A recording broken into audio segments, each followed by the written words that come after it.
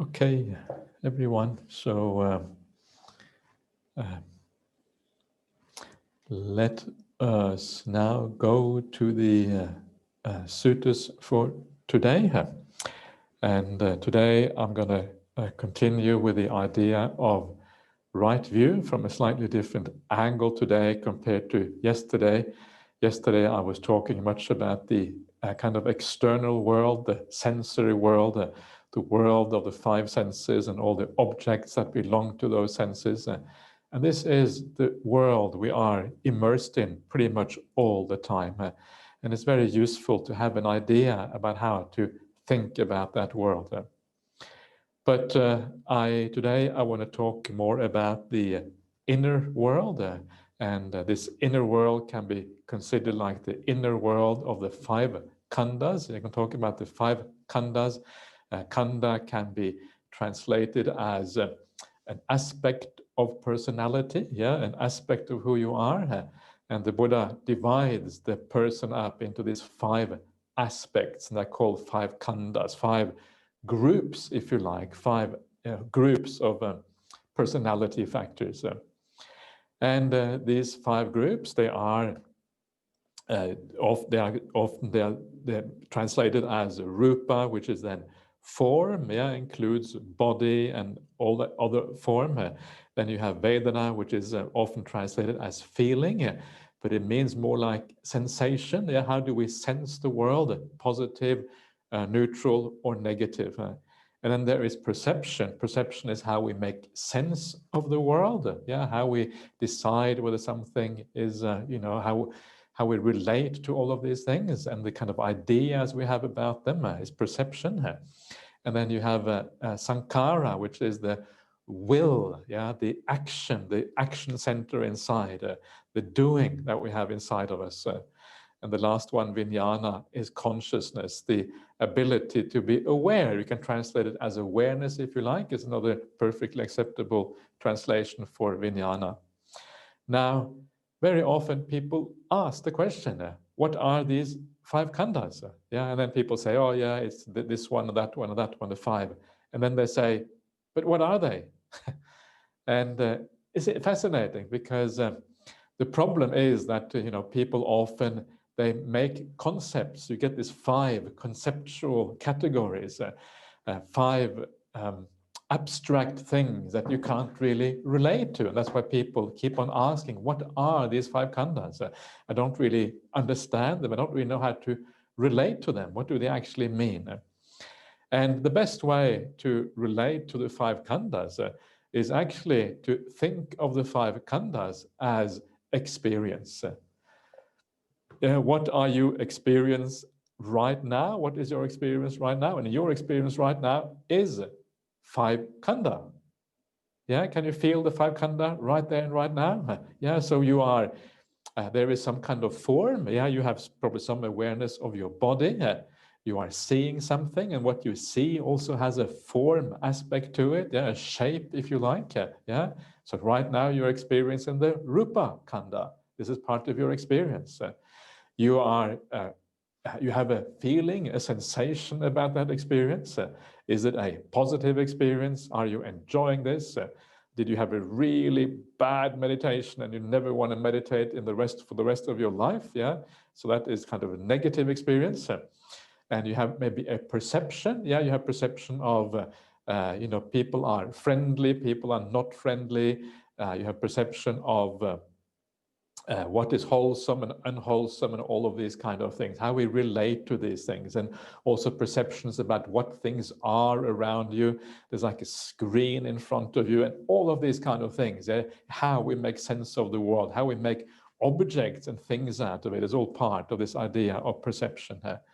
And then there is the will. You are experiencing the will right now. The will is, I don't know where your will is. Maybe your will is to listen to the talk. Yes, you're listening. That's your will is directed towards listening. Or maybe you are drifting off a little bit, so your will is, directed towards something else for a short while. The will is where you direct the mind, what you're taking an interest in, what you are doing mentally in all of these kind of ways. So you can experience the will right now. Where is your attention? And your consciousness right now is your awareness of what is going on there. And what is interesting about these 5 khandhas is that you can see how they change, especially in meditation practice. Yeah, as you meditate, what you actually see is you see the impermanence of these 5 khandhas. You see how they gradually fade away. Yeah, this is one of the beautiful things about meditation practice. You feel the form fading away because you close your eyes and your body gradually disappearing. And you think, yay, what a wonderful thing it is that the body is disappearing. Yeah, marvelous. I really couldn't, this body is just a lump of problems, and it's just wonderful that it actually goes. And then as you carry on meditating, you find that the certain perceptions cease. Yeah, you're no longer, your senses are becoming less active, so you have less sensory perceptions. You find that certain feelings cease. Yeah, maybe the kind of the negative feelings begin to cease because you're enjoying what you're doing.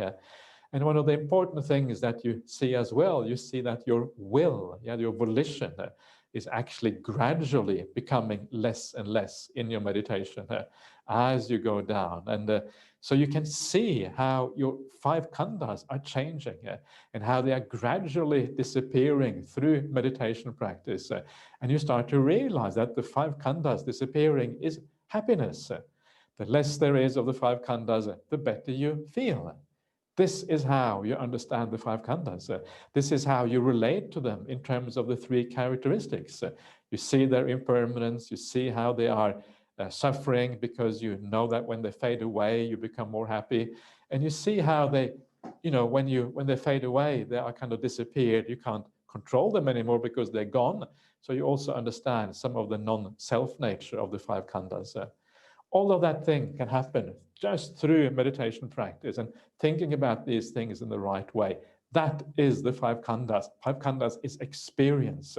What you are experiencing now is actually it's fairly straightforward. Yeah, or there's nothing magical about it. And the reason why the Buddha taught these 5 khandhas is because that is what we need, where we need to gain insight. This is like the field of insight.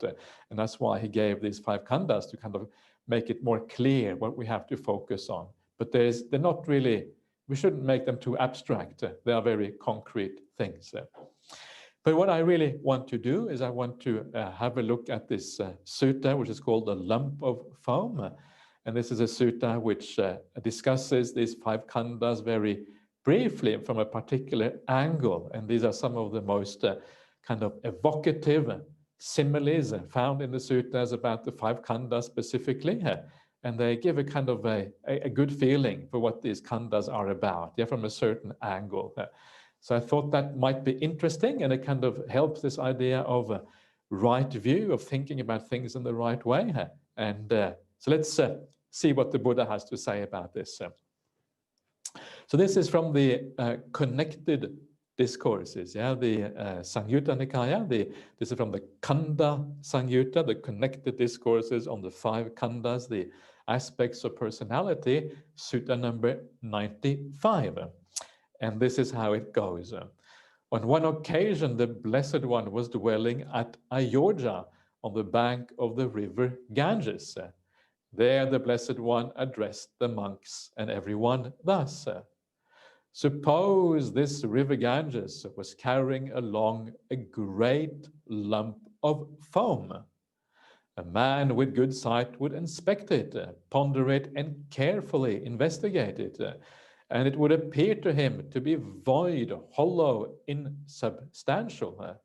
For what substance could there be in a lump of foam? So too, whatever kind of foam there is, whether past, future, or present, internal or external, gross or subtle, inferior or superior, far or near. If you inspect it, ponder it, carefully investigate it, it would appear to you to be void, hollow, insubstantial. For what substance could there be in form? So form here is one of the main aspects of form, is of course the physical body. We both feel it and we see it. We kind of we relate to it in those 2 ways, mostly by seeing and feeling. And so this is what this mostly refers to. It can also be taken to refer to external things, but it refers mostly to the external body. And it can be extended to refer to any kind of body, like the body of the devas or what have you, but it's kind of, we can stick to the ordinary body. Now, the body can appear quite solid, yeah, because we kind of carry on for a long time. Maybe we live for 80 years if you have a good life, or maybe sometimes 90 or whatever.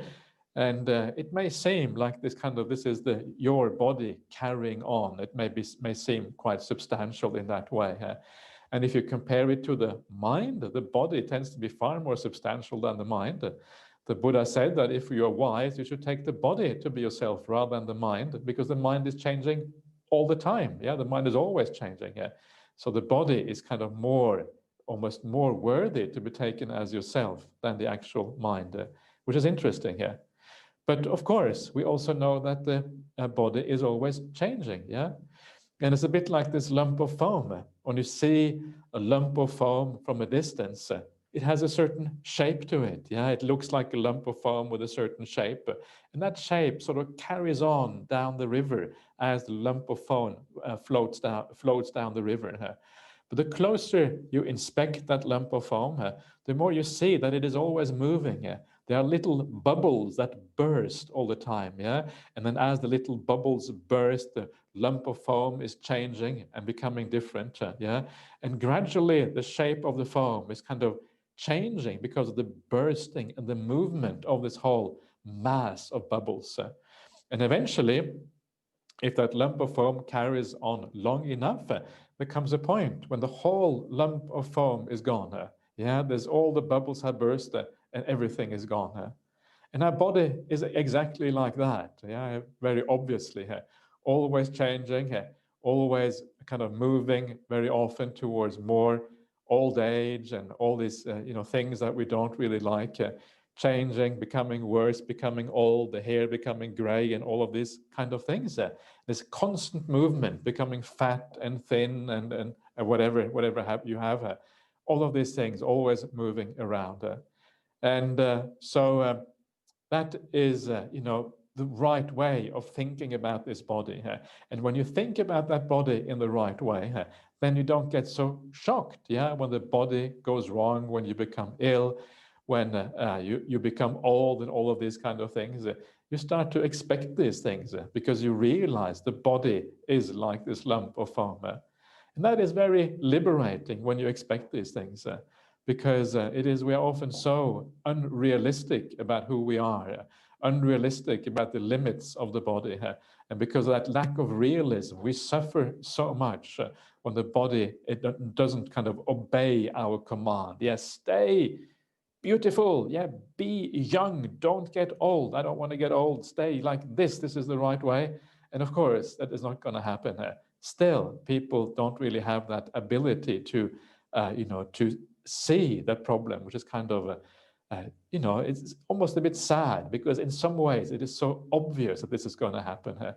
But it happens to all of us. And this is the weird thing. Yeah, regardless of how long you've been practicing the Dhamma, still you fall into that trap. So you have to remind yourself, remember, this is the nature of the body. It's going to be problematic in this way. And as you do that, you have less suffering as a consequence. So this is already very useful and very nice. And then we start to value other things in ourselves. We start to value maybe our kindness more, our mental purity. We value more the fact that we are living a good life, and we kind of don't worry so much about the body. We understand there are other things that are far more important.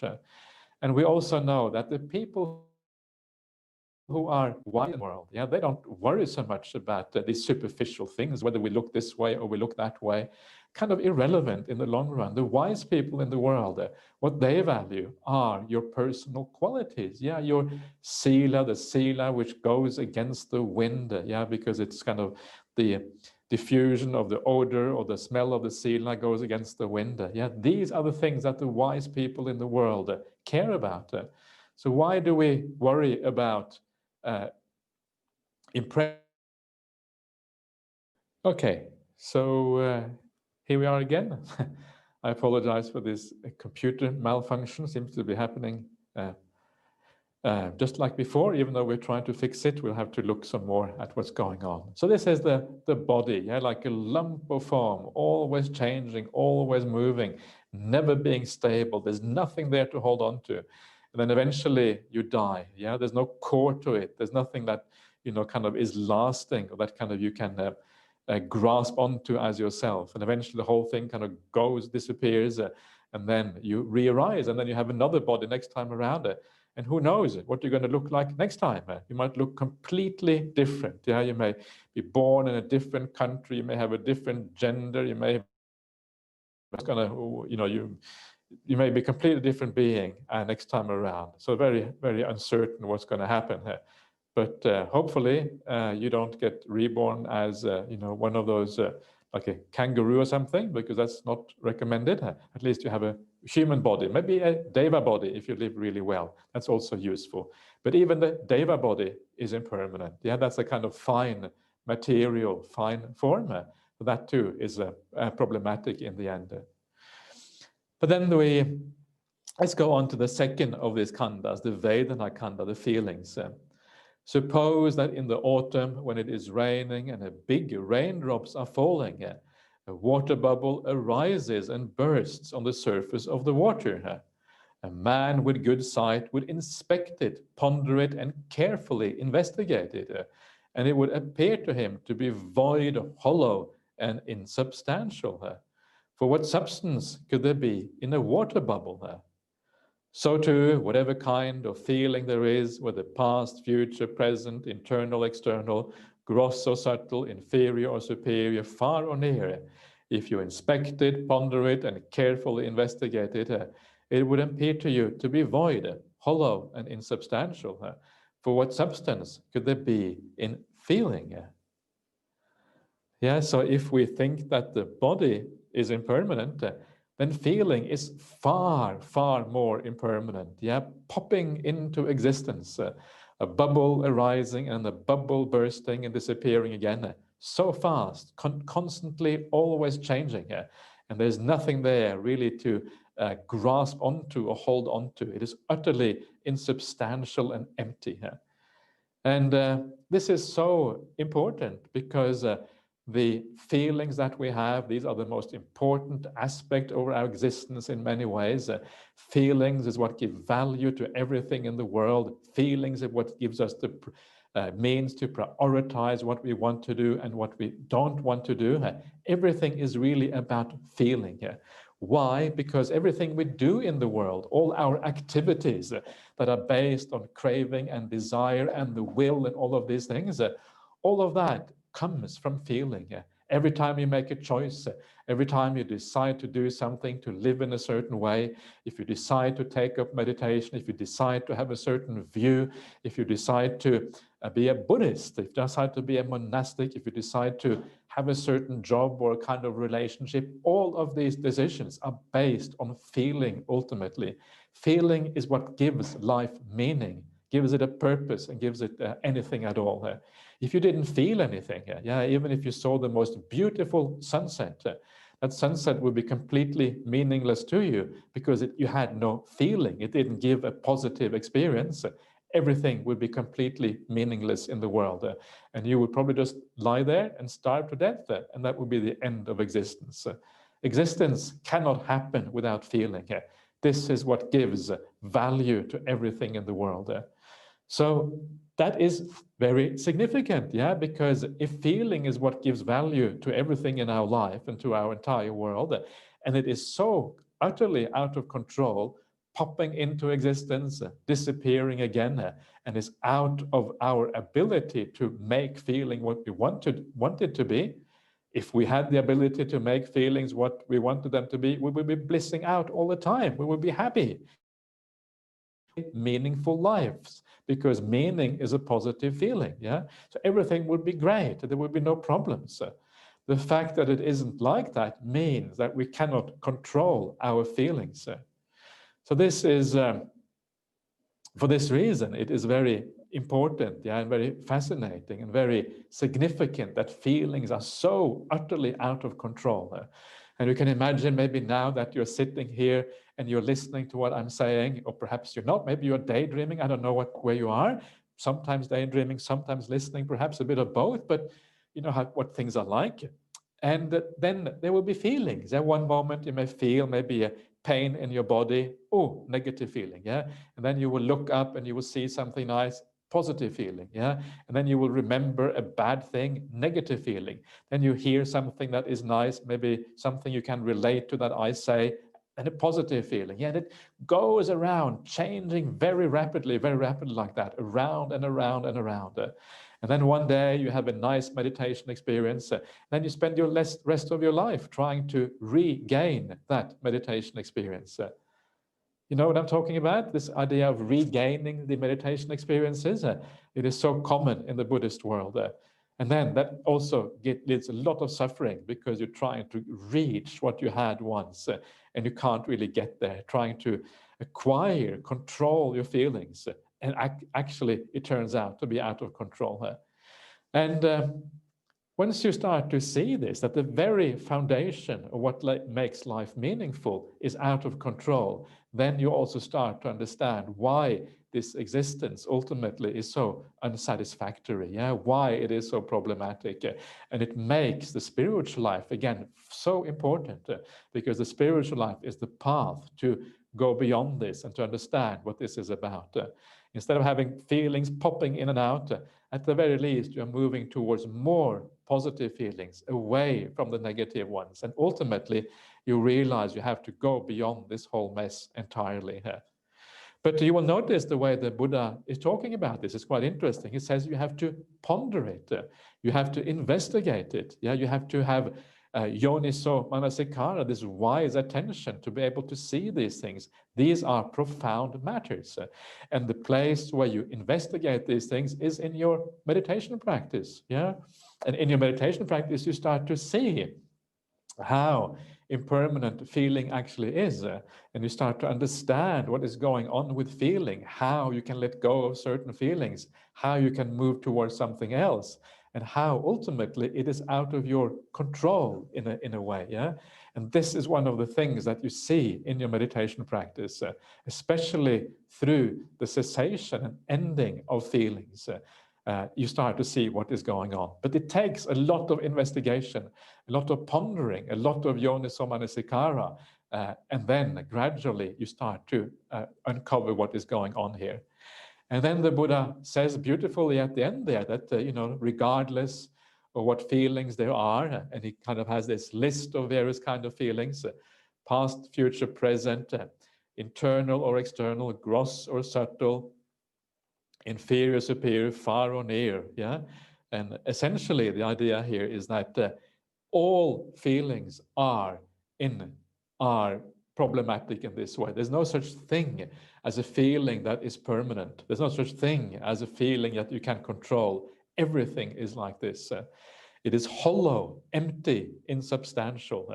There's no core to these feelings. You can go all the way to the end of feeling. Feeling ends completely, yeah? And then you realize they had no core. There's nothing left over. And then everything is seen in that way. So I'm saying this not to kind of scare anyone. I guess many of you will be used to this kind of way anyway, the Buddhist way of looking at these things. I'm saying it because you will start to realize some of these things in your meditation practice, yeah? And in your meditation, what you will realize is how marvelous it is, how beautiful this idea of being insubstantial and empty and impermanent, how beautiful that is. Because you see that when you let go of these things, when you don't control them, actually everything becomes so much more delightful. Yeah, that's why meditation is delightful, because you are letting go of the five khandhas. So remember the similes, but remember that they are not really. There's nothing negative there. Yeah, it's just a particular way of looking at things.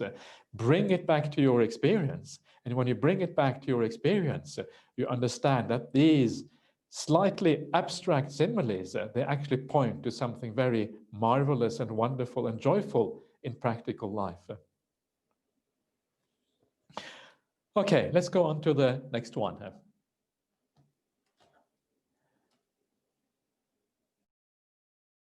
Suppose that in the last month of the hot season, at high noon in the middle of the day, a shimmering mirage appears. A man with good sight would inspect it, ponder it, and carefully investigate it, and it would appear to him to be void, insubstantial, and hollow. For what substance could there be to a mirage? So too, whatever kind of perception there is, whether past, future, or present, internal or external, gross or subtle, inferior or superior, far or near, if you inspect it, ponder it, and carefully investigate it, it would appear to you to be void, hollow, insubstantial. For what substance could there be in perception? Sanya, perception. And very fascinating. Perception here is equated to like a mirage, the simile of a mirage. Yeah, you know, a mirage, you know, the kind of one of the classical mirages in the world is when you walk in the desert, yeah, and it is very hot and it looks like there is a lake in front of you, yeah, because of the shimmering of the air. It looks like there is a lake there. Or you can be driving on a very hot day and it looks like there's water on the bitumen, on the pavement in front of you, yeah? You know, at some distance in front. But actually, it's just the shimmering of the hot air, which gives the mirage, gives the illusion that there is something there, when in fact there is nothing there. Yeah, it's a mirage, it's a misperception of reality, or you're actually perceiving something, but it turns out to be something completely different. It's not really there. So our perception of the world is a bit like that. Isn't that fascinating? I mean, perception is such a large part of our existence, right?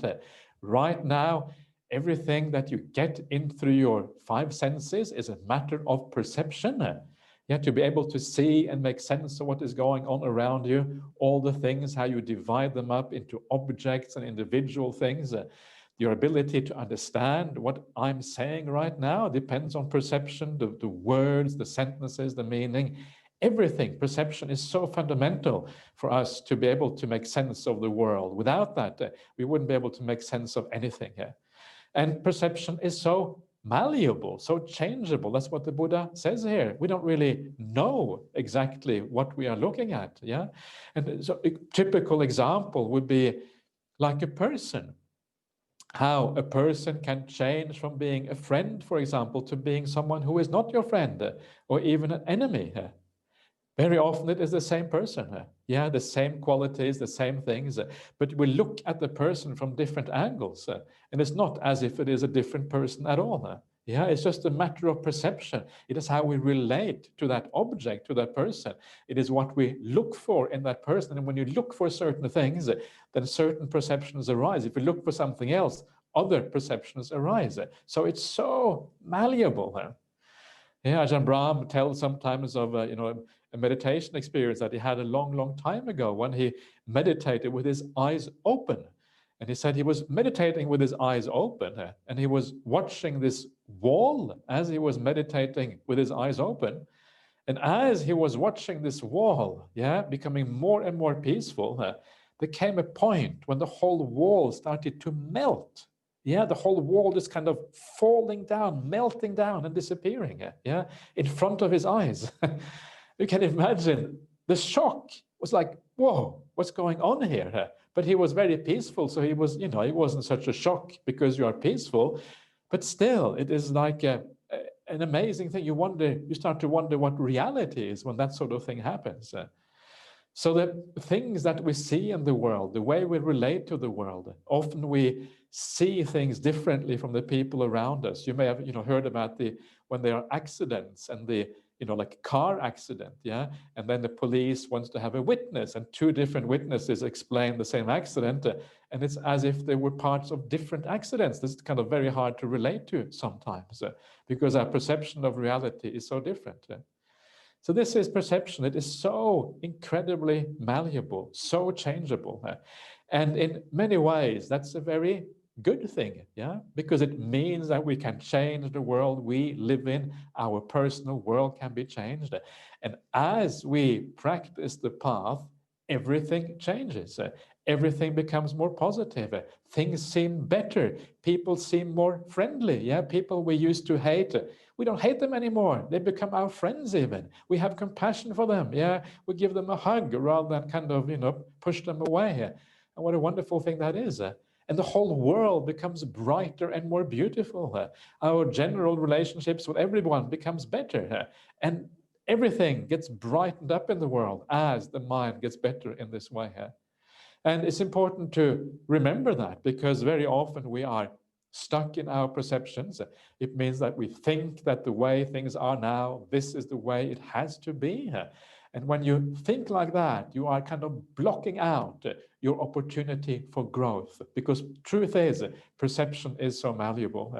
So again, go back to your meditation practice, and very much of that malleability can be seen in meditation. Yeah, how certain perceptions are dropping away, the body drops away to a large extent, your senses are dropping away, and the more simplified perception is, the more happiness you tend to experience. Yeah, simple perceptions are conducive to happiness.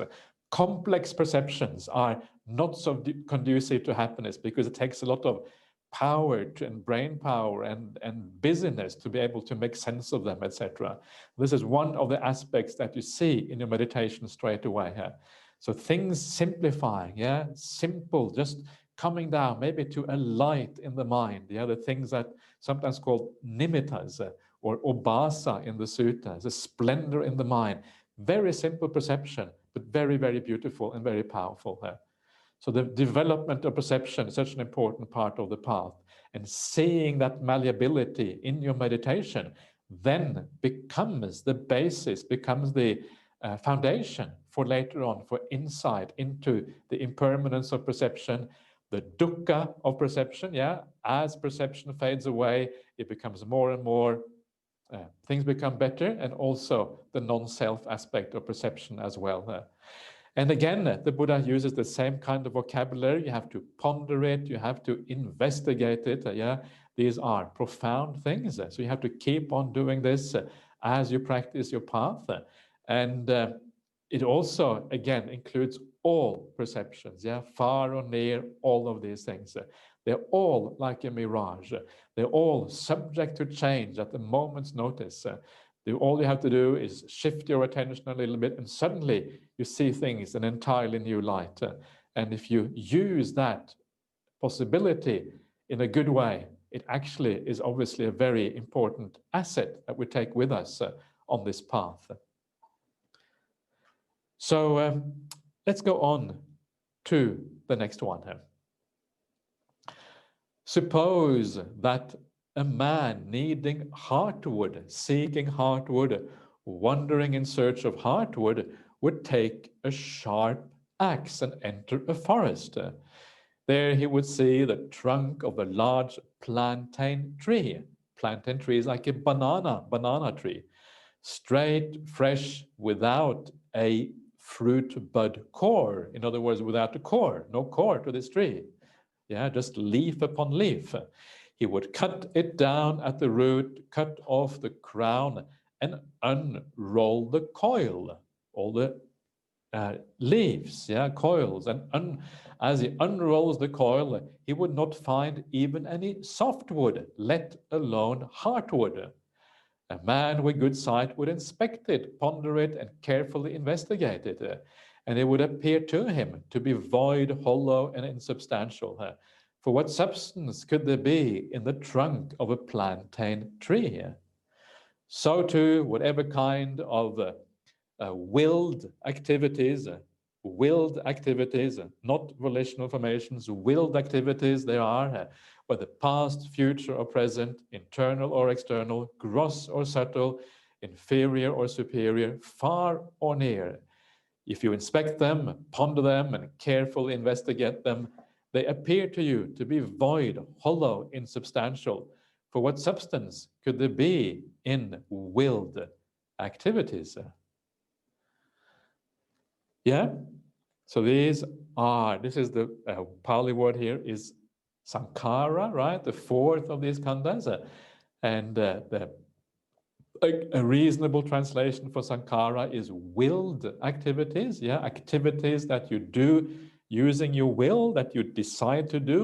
Choices is another translation used by people like Bhante Sujato in his translations. Volitional formations to me is hardly comprehensible. I don't really know what that means. It's a very strange thing, and I think it kind of damages our ability to understand the Dhamma when we use terms that are so obscure, in my opinion. Of course, there is a good reason why terms like that have been used, but it makes it very obscure to my mind. Anyway, so this is about the willed activities, yeah? And when we come to the will, we're coming to things that are very close to our heart. If you think about who you take yourself to be, who do you take yourself to be? Do you take yourself to be the doer in your life, the agent, the one that acts, the one that gets things done, that sorts things out, resolves problems at work and in the family life? Yeah, sometimes you get into this doing mode and you feel alive when you do. You know what I mean? You feel alive when you do. You see these people who always do all the time, and their sense of self is vested in the doing. Yeah, and it is also the satisfaction that comes from being creative. Yeah, it's another thing. There's a very deep satisfaction that comes from being creative and doing things and making things work out. That creative activity. And we tend to, in our world, we tend to put creative people on a pedestal. Yeah, that's one of the things we do. If you have an artist who is very famous, or someone like that, and we tend to think, wow, so creative, yeah, making these beautiful pieces of art, or making beautiful films. Yeah, I know that I'm not sure if John Andrew is there today, but he's a film clipper. Maybe I shouldn't be saying this, but anyway, you are there, making a beautiful movie. Wow. And it brings satisfaction, right? Because you are creative, you're creating all of these things. But the Buddha says that even that willed activity, when you look at it very carefully, there's nothing really there. You are not that willed activity. It is just something that arises out of something, yeah, and then you identify with it afterwards, even though it has nothing to do with you. It is a natural function of the universe that there is will, yeah, you will, it just exists inside of you, but there's nothing really to do with you. And so that's why the Buddha compares it to the plantain or the banana tree. When you unroll the banana tree, one leaf comes off, another banana leaf comes off, yeah?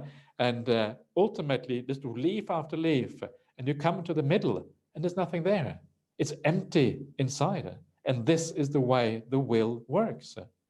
And you will be able to see this in your meditation practice. And again, it sounds scary, but in reality, it's actually very beautiful and very pleasant when you see this. Because what you see is that as your meditation becomes more peaceful, yeah, it means that you are willing less.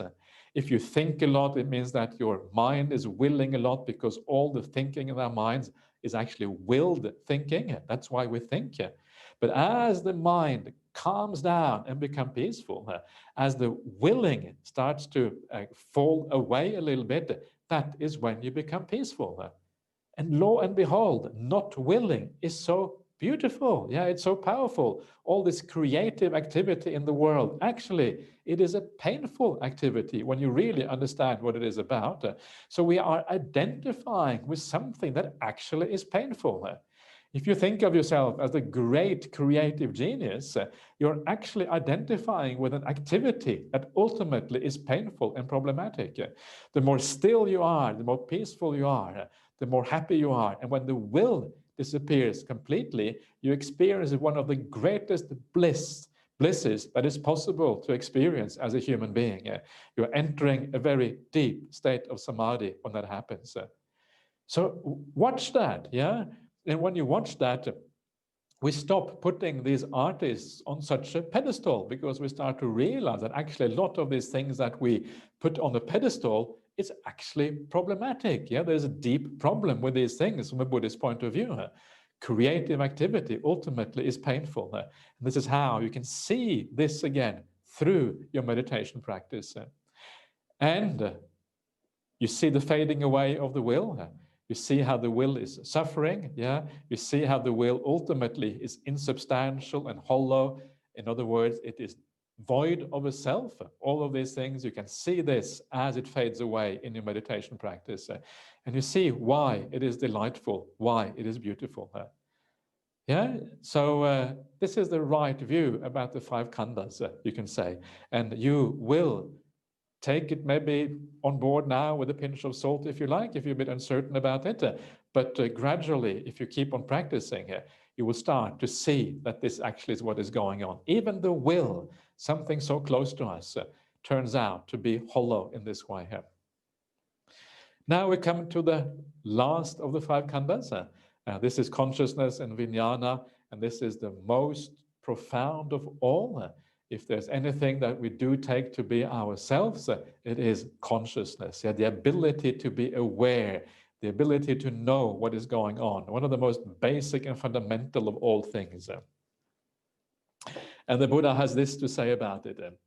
Suppose that a magician or magician's apprentice would display a magical illusion at the crossroads. A man with good sight would inspect it, ponder it, and carefully investigate it, and it would appear to him to be void, hollow, insubstantial. For what substance could there be in a magical illusion? So too, whatever kind of consciousness there is, whatever past, present, or future, internal or external, gross or subtle, inferior or superior, far or near, if you inspect it, ponder it, and carefully investigate it, it would appear to you to be void, hollow, and insubstantial. For what substance could there be in consciousness? Yeah, this is really radical. This is where the Buddha's teachings kind of branch out and become different from all the teachings, other teachings, spiritual teachings, whatever, in the rest of the world. This is where the Buddhism kind of becomes completed, where the idea of non-self reaches completion, when even consciousness is taken to be non-self. Yeah, it is like a magician's trick. Isn't that fascinating? Yeah, a magician's trick. There's nothing there. Yeah, it is empty. It is a complete illusion and delusion about reality. And that is what consciousness, in a sense, is like. Why is that? And I think it's a hard one to really kind of fully grasp, but I think it has something to do with the fact that consciousness really is only exists, yeah, as part of an object and part of a sense organ. Yeah, when we experience something in the world, that is when consciousness exists. It only exists with an object. There's no such thing as consciousness without an object. So you can have very, very profound experiences, very deep, still meditation experience, like experience of infinite consciousness, yeah, experience of nothingness. But when you experience nothingness, then the object is actually nothing, yeah, or the object is nothingness. So there is still a kind of object there. And this is why without object, there can be no consciousness. So consciousness is like this thing which exists in the world, but it doesn't exist independently of other things. It comes into being and it's very hard to pin down. It's like the most basic thing in existence, but it doesn't have any existence of its own. It too ultimately has to fade away and cease if you take it deep enough. So it's a magician's trick. Yeah, it's hard to really know. It's perhaps the most fundamental thing in existence, and yet it doesn't appear to exist on its own. And then you see this too in your meditation practice. Yeah, as you become more peaceful again, you see that maybe the senses eventually they shut down, and when the senses shut down, those consciousnesses that relate to those senses, eye consciousness, ear consciousness, all of that, they too shut down. You start to understand the impermanence of consciousness, of awareness itself. Yeah, that's really radical when that happens. And then you can also go into even deeper states of meditation, like the deep jhanas, and again, consciousness is being, chunks of consciousness are being eliminated, if you like, or they come to an end. And you start to understand that consciousness itself is actually impermanent, is unreliable, is not there. It only arises when other things are present. And then ultimately, you're able to see through even consciousness itself. And this is kind of the coming to the very end of the Buddhist path when you see that. So these are the Buddha's similes for the 5 khandhas, the 5 aspects of personality. And really, I would, these are good things to reflect on sometimes, and you will be able to see to some extent that this is true. Even if you meditate a little bit, you'll be able to see these things. But be gentle with yourself. Remember that these are positive experiences. Yeah, you should experience this in a positive way. It shouldn't be too scary. It may seem scary on paper, but the reality is actually far from scary.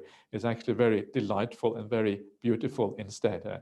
And then you are dealing with it in the right way. So those are the 5 khandhas. And I apologize if I sometimes do things a bit too far. I know that some of you probably will find this interesting because you have been around for a long time. And for those of you who are a bit more new to Buddhism, it's probably a bit more challenging. So don't take it too seriously. Take it as something to be thought about and contemplated to see if there's some truth to it. Yeah, and then one day it may ripen into something very beautiful and very powerful.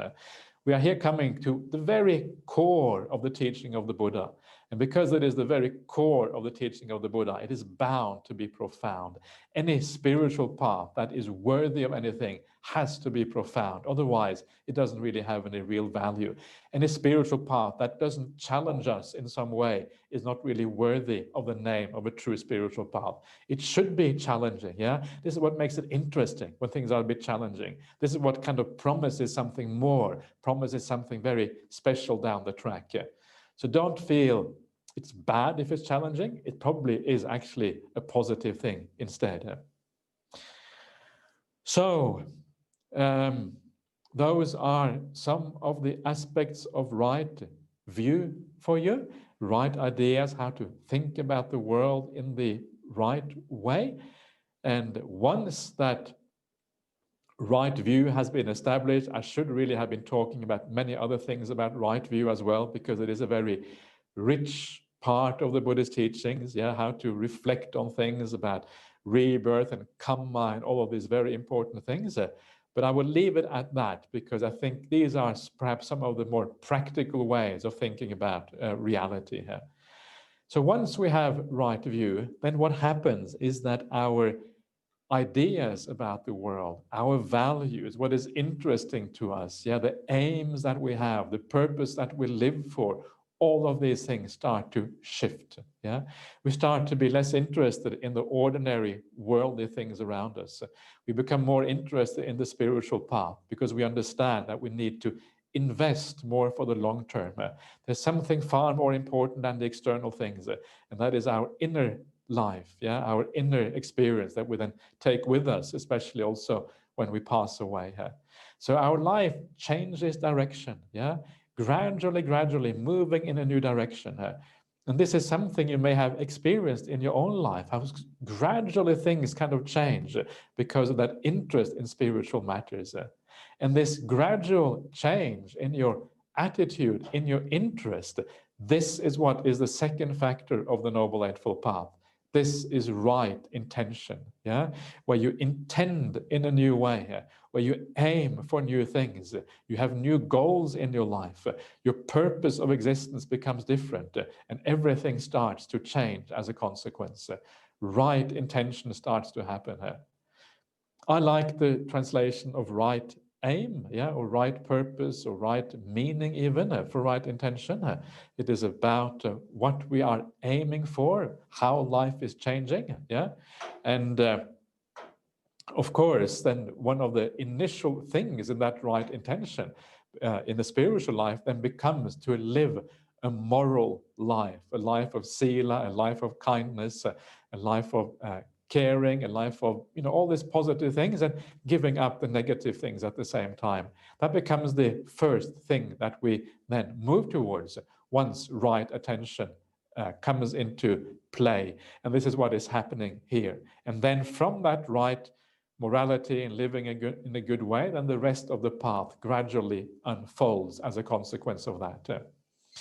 So once that right intention is in place, it is important to understand that the rest of the path unfolds in a gradual way. Yeah, it is. We have to get the sequence of things in the right way. And as the path unfolds in the gradual way, then we are doing it rightly. If we don't get the right sequence of things, if we don't kind of start in the right place and move to the, start with the coarse defilements, go to the middle defilements, then the refined things, start with the easy things like keeping precepts, and then move on to refining the mind, then go on to more meditation. We need to get the sequence right. This is one of the important points of the path. And this next sutta, actually, before I go to the next sutta, let me just say a little bit more about right intention, because right aim.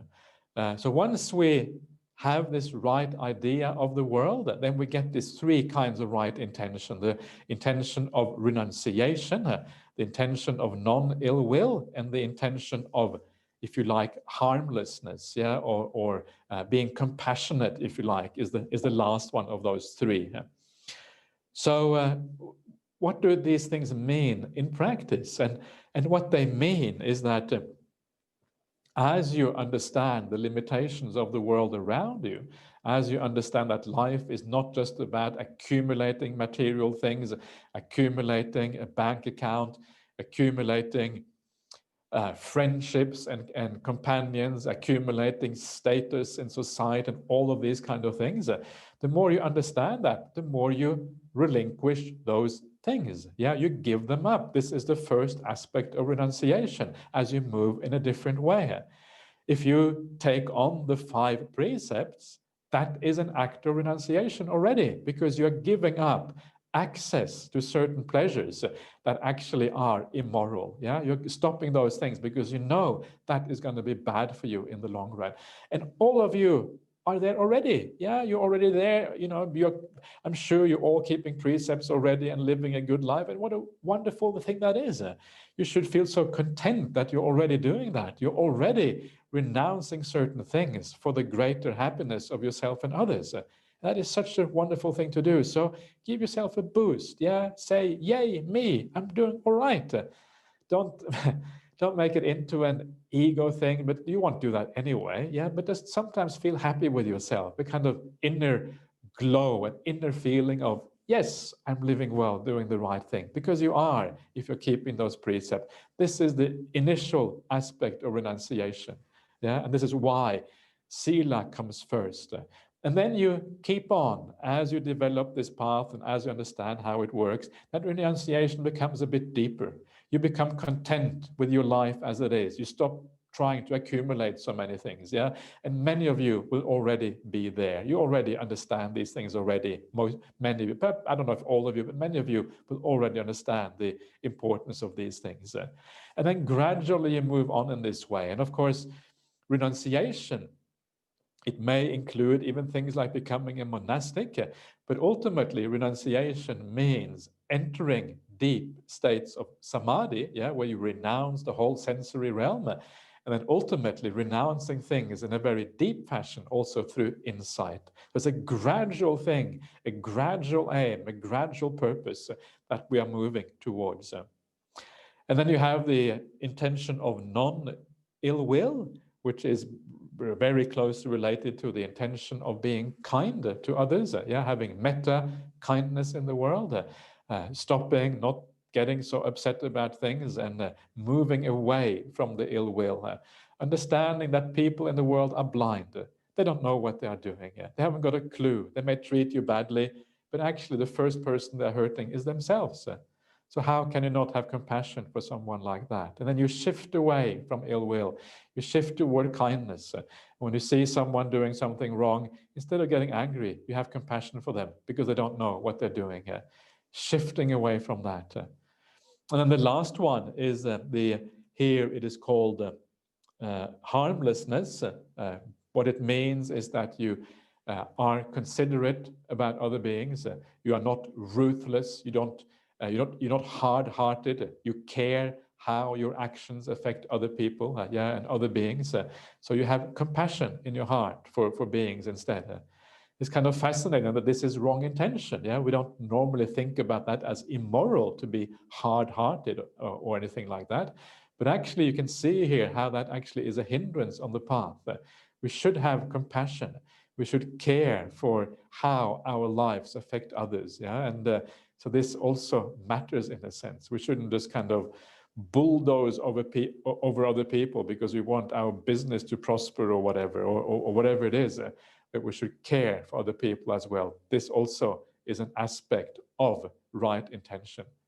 So this becomes our purpose in life, to live in this way. This becomes our aim.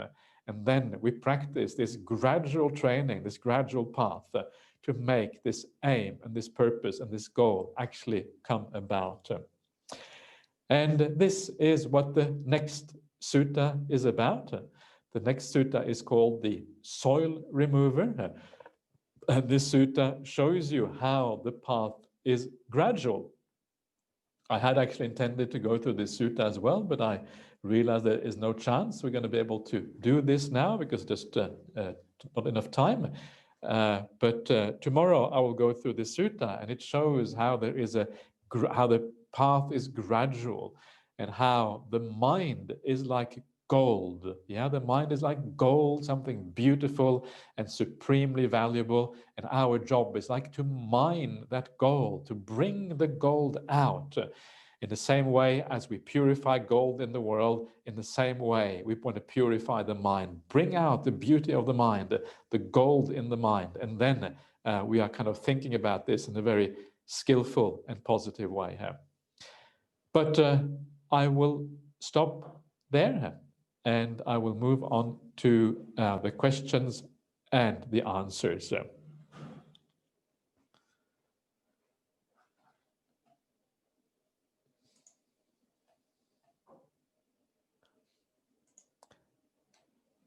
Are there any interviews today, Ayabimala? Yes, there are 4 or 5. Let me check. 5 today. 5, okay, that's good. I can get a few questions done then. That's great. Okay, so let us start at the beginning here. So, dear Ajahn, can you give some advice on how to study the suttas best when one is studying alone? So how to study the suttas? And the best way to study the suttas is to read what you enjoy.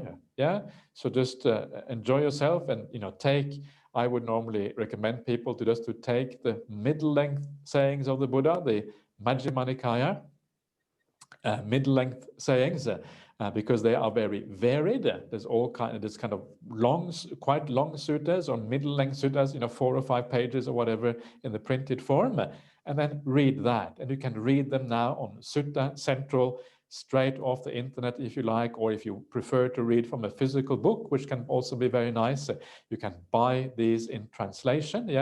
Bhikkhu Bodhi's translation is probably the best one that is available, but there are more translations coming out, and they're also getting printed.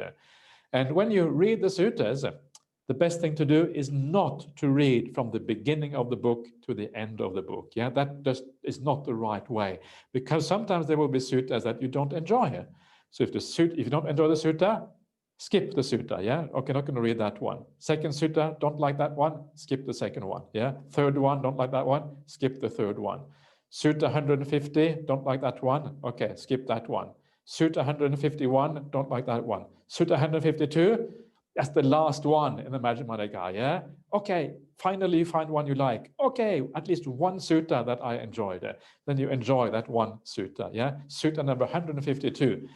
That is the right way. And the reason is because if you don't enjoy reading the suttas, you're going to lose confidence. You're going to lose that, feeling of there's something powerful and important here. And so you should really make sure you enjoy it.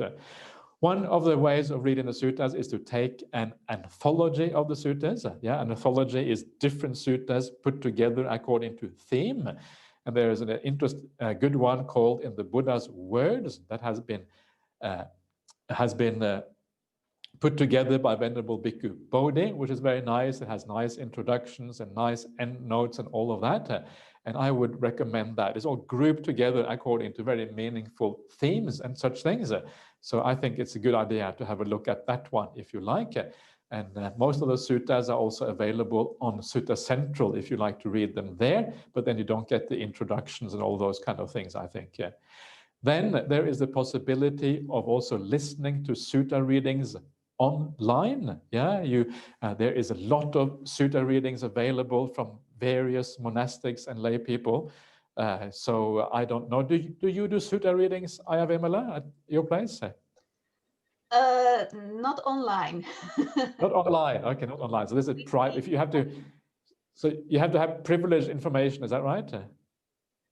You have to be here. Have to be there. Okay, so only privileged access. You have to kind of go. That's a good reason to go, actually, and then you can do the sutta readings. But there is a lot available online, and people, like here in Perth, we do quite a lot of these things, and you will be able to listen to them there, and you can usually maybe find even the very sutta that you want to hear. They will be there. And I think you will generally find that if you listen to someone who is experienced with reading the suttas, you probably will learn a lot more than if you read it yourself.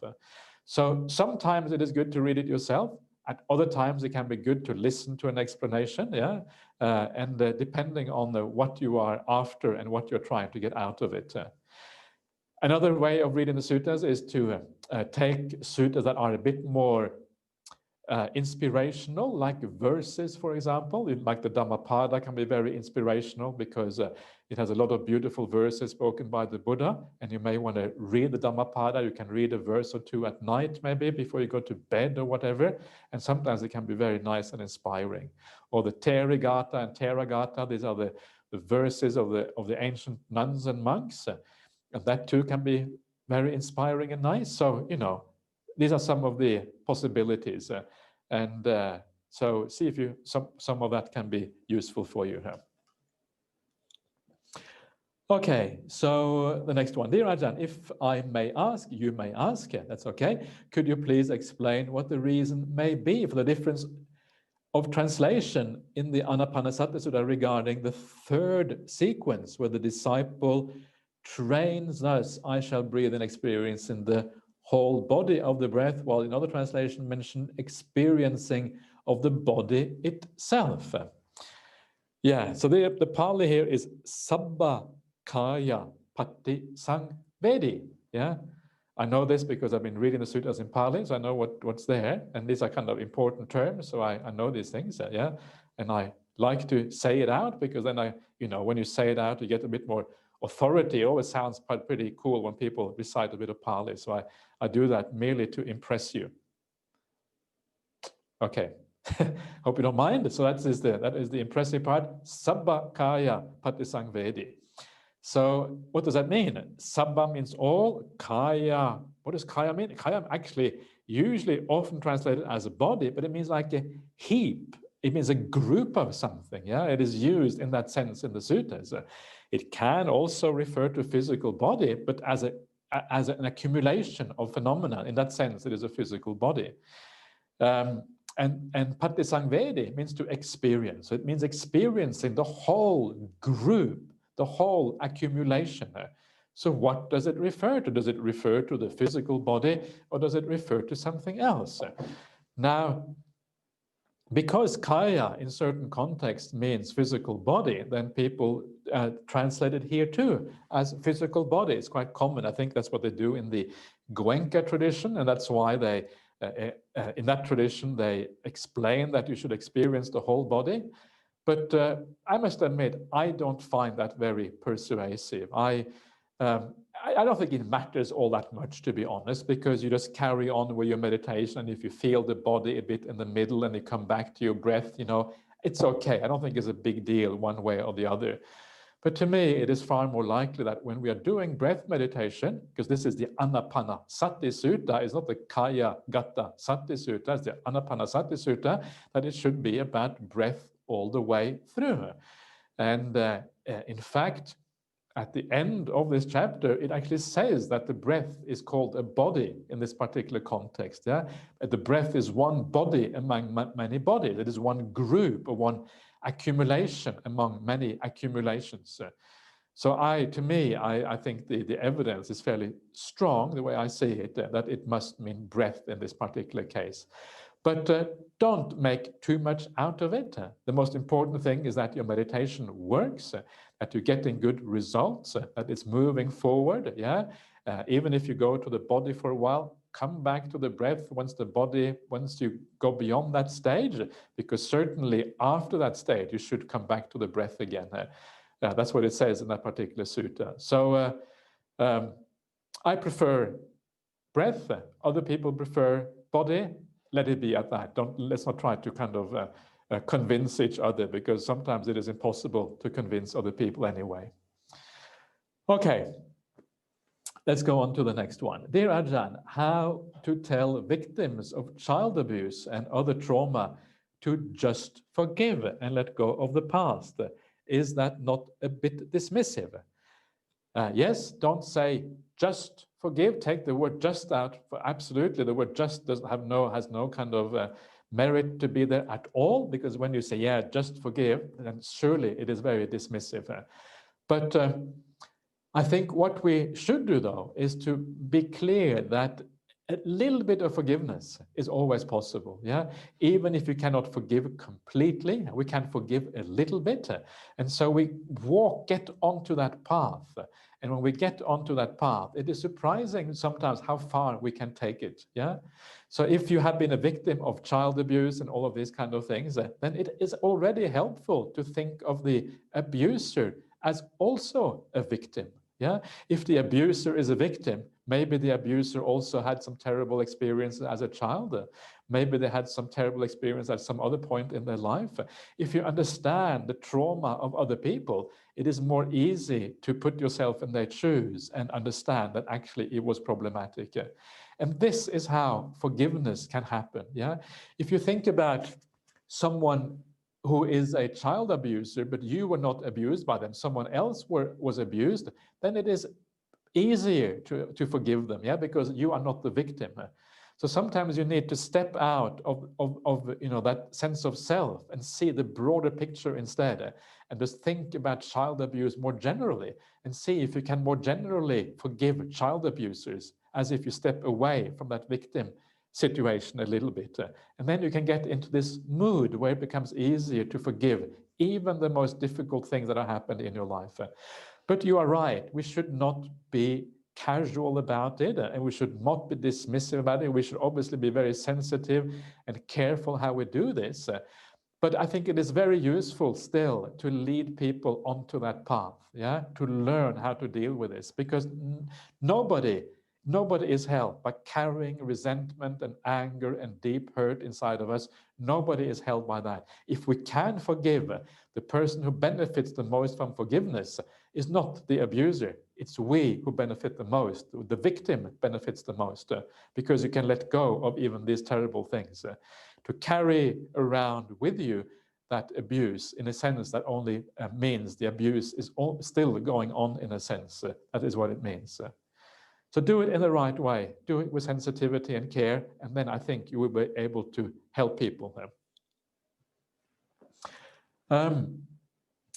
Dear Ajahn, you said that we should treat this life as borrowed goods, but then we should still give 100% to everything. Isn't that right?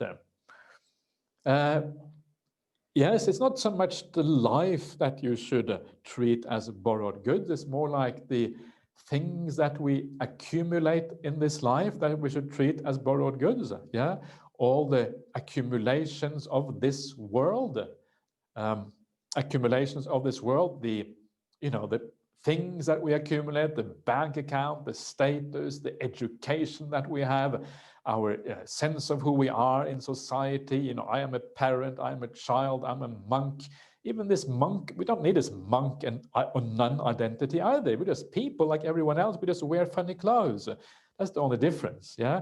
And wearing funny clothes, that's okay, but that doesn't mean very much. Once you die, you're no longer a monk or a nun, you're just another person, like everyone. So that is what is borrowed goods, because all of that has to be given up when we die. But you do give 100%, but don't give 100% in the wrong way. Don't give 100% to accumulate money. Don't give 100% to acquire status. Give 100% to being kind, to being compassionate, to being understanding. That is where you give 100%, yeah? So you don't really live as, you know, you can live a life that is roughly the same as before, but your attitude to that life will be radically different. Instead of that life being a life where work has a purpose of accumulating things, suddenly work it becomes an extension of the spiritual path, where you see the possibility of being kind at your work, yeah, being kind to your customers, to your fellow workers, and to whoever it is. That is how you start to see work. You start to see it in a new light, and you give those things 100%. The kindness, the way of thinking, that is where you put in everything here. Then you're doing it in the right way. Yay. So it's very handy. Ayurveda is kind of highlighting the questions. So I can see exactly where I am. So thank you very much, Aya, for doing that. It makes life really nice and simple. So dear Ajahn, your death contemplation is a wonderful tool to check where we are attaching. It's obvious to me that I am very attached to my parents. My mind starts to get a bit negative, thinking about all the bad karma my parents and also some other relatives have made. Are there some good ways to work with this? Well, remember that, you know, life is a balance of different kind of karmas. So it's not just the bad karma is obviously negative, but it really depends on the balance of karma that they have made. Yeah, have they done many good things as well? Perhaps. And it is that balance between good and bad that really matters when you pass away. If you have done a lot of good and you remember that when you die, then you may even have a good rebirth as a consequence.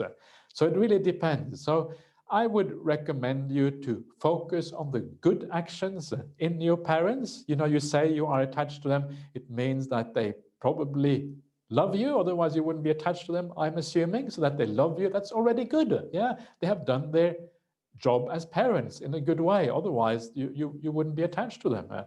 So there must be some good things there. Look at those good things.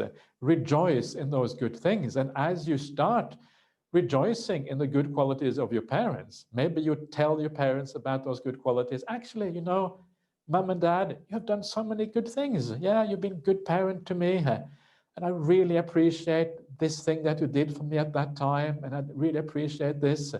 Wow, you are so wonderful. And you have so much kindness in your heart. Yeah, please develop that kindness even more. And as we see the good in other people tend to live up to that goodness. Yeah, it's one of those magical things in the world. When we see the goodness in others and we focus on that, other people become better as a consequence. If you treat people like criminals, people become more criminal because they have nothing to live up to. If you treat people as seeing their kindness and goodness, we actually encourage those aspects in them. So treat your parents well, yeah? Remind them of their good qualities. And as you do that, I'm sure you actually will be encouraging them to be better people as a consequence. I think this is the best thing you can do. Yeah, then you are being a caring child and you are giving your parents the best chance of developing in the right way and using what they already have in a positive movement forward on the path. Okay, Dear Ajahn, is my understanding correct that the 4 iddipadas are 4 ways or qualities to achieve samadhi? Do these qualities have to develop in sequence or depending on the type of person or inner conditions? Could you say something in particular about the vimamsa samadhi? Thank you. So the 4 iddipadas, these are, iddhi means spiritual power and pada means like step. So these are like the 4 steps to spiritual power.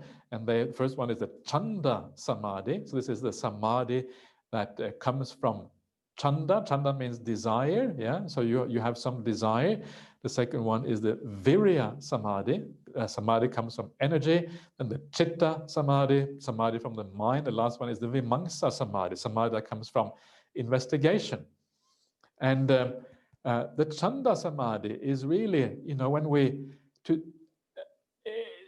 one of the things about the sequence is it starts off from the quite coarse, going to the more refined.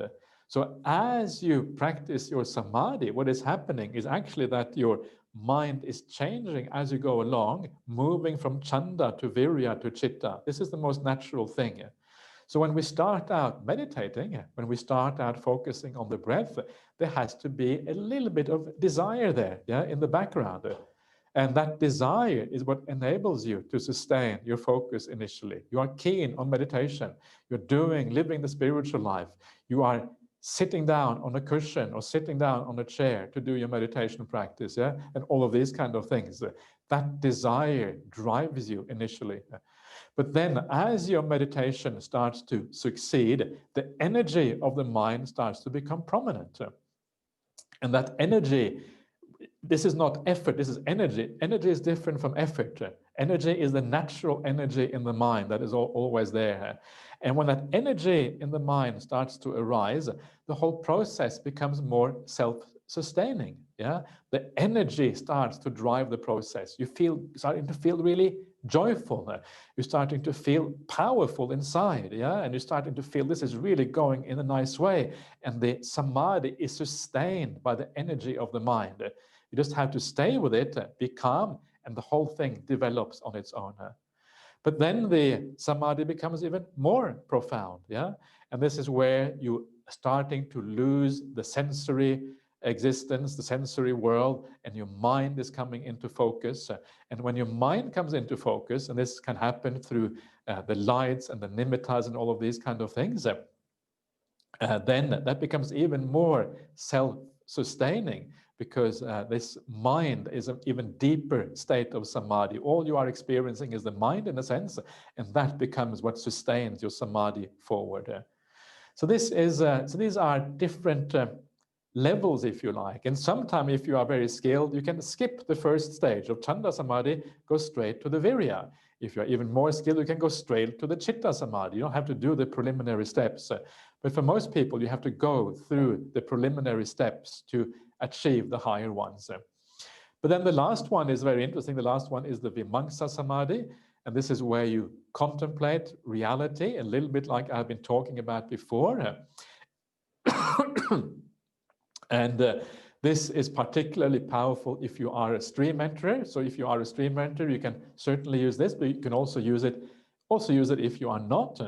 The idea is just that you remember the problems in the world. You remember the dukkha in experience in the sensory world and all of these kind of things. And when you remember that, you can let go. So the idea is you reflect in such a way that you let go of everything because you understand it is not worth holding on to. And when you reflect like that, bam, you go straight into samadhi, because you let go of everything in one go. But to be able to do that, you have to understand that there is a problem. And this is one of the reasons why I spent quite a bit of time earlier on these similes of the Buddha, where the Buddha talks about the simile of the hungry dog going to the butcher shop and all of that, because that enables you to use investigation and vimamsa to some extent to let go of things, and move quicker into samadhi. But investigation is really about that. Using wisdom is really about that. It is to enhance your ability to let go, because you really understand that there is a problem. And then whoosh, it all goes, and bam, you go into samadhi. And if you are a stream enterer, that's easy to do because you have understood the nature of reality. So all you need to do is to point your mind in that direction, and then you let go straight away.